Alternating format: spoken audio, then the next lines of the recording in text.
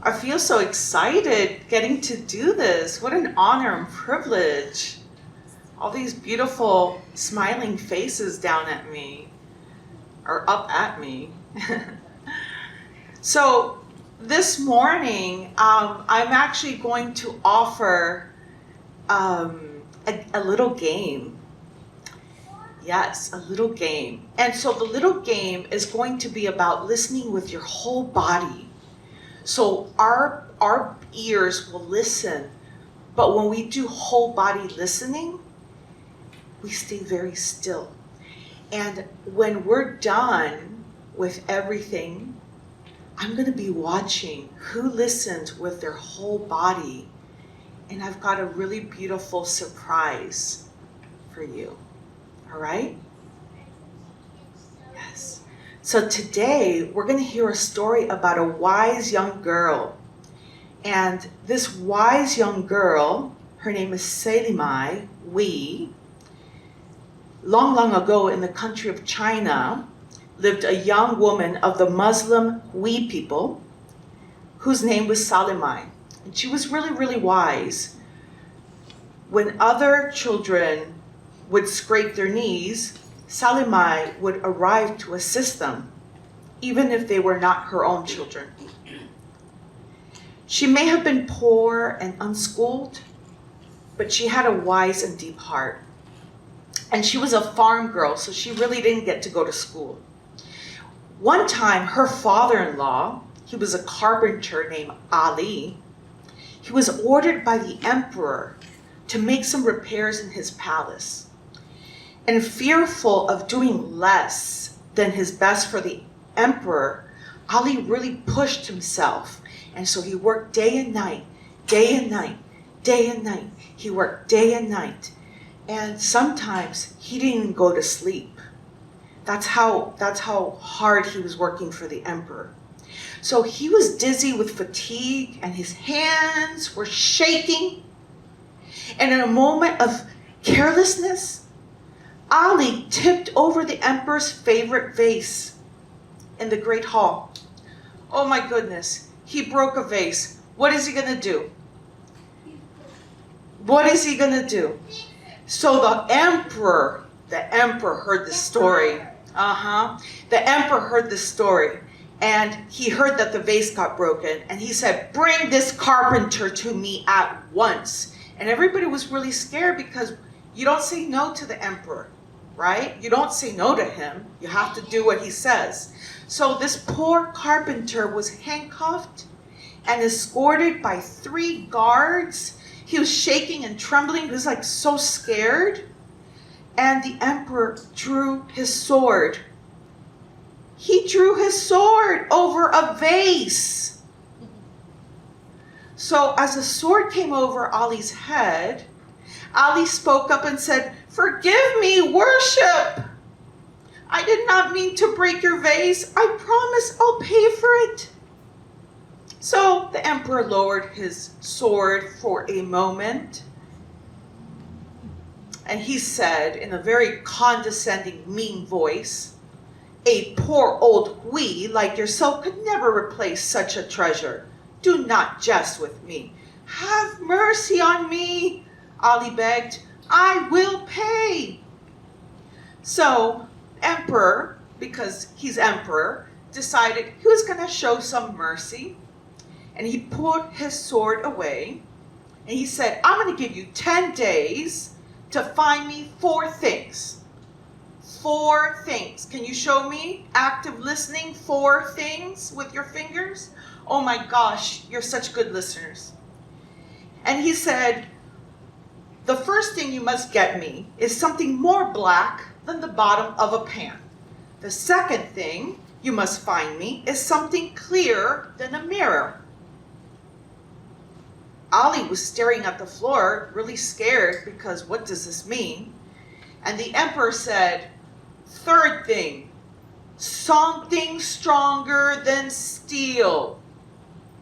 And lastly, the 4th thing, something as vast as the sea." How can a carpenter find these things? How can he? Well, I know you know. but we're going to tell the story. So the emperor said, if you fail at any of these, I'm going to chop off your head myself. And he smirked. Wow. So Ali, at that moment, he had so much despair. He felt stricken and sad, and he wondered, how can I even do these tasks? Does the emperor simply wish to torture me for the last 10 days of my life? So he was so sick with dread.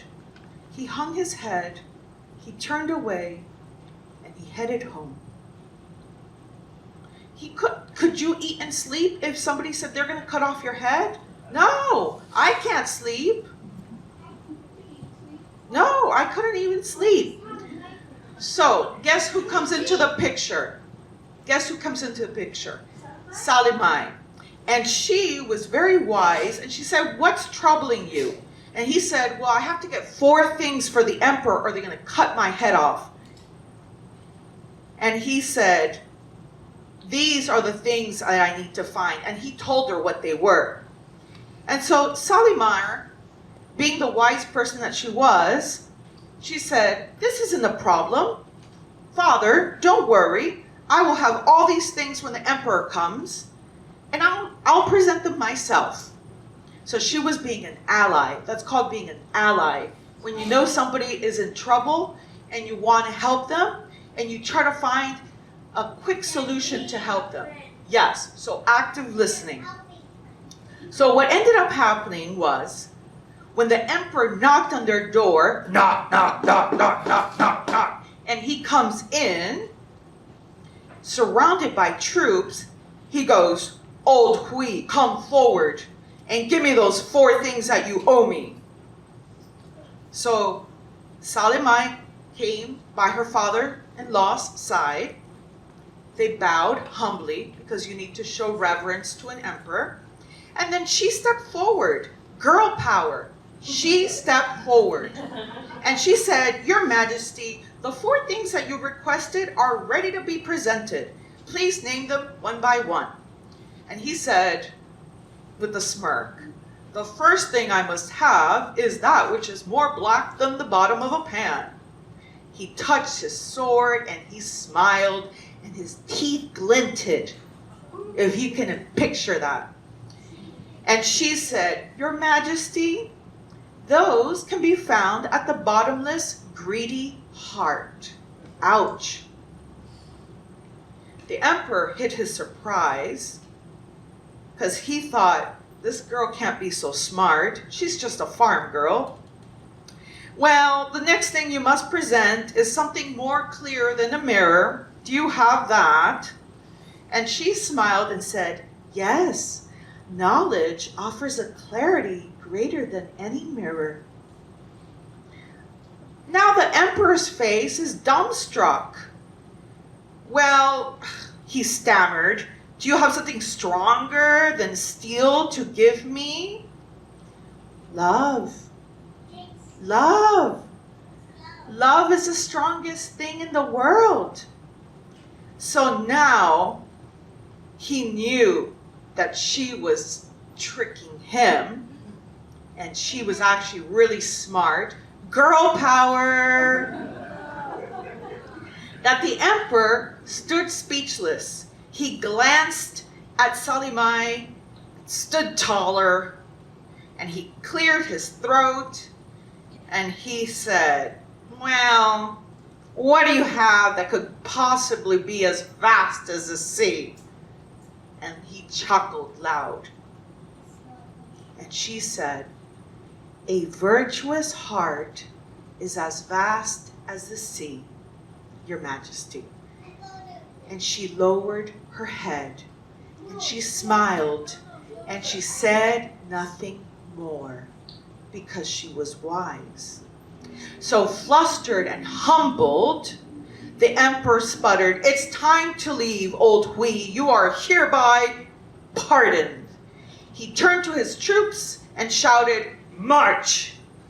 So as the emperor of China distanced himself, Salimai held her father-in-law's hand, and together she and Ali bowed in relief and in gratitude to Allah Allah is the name of God in their religion. And because of Salimai's wise heart, Ali and her father-in-law could now live a very long life. The end. Active listening, 4 things, very good.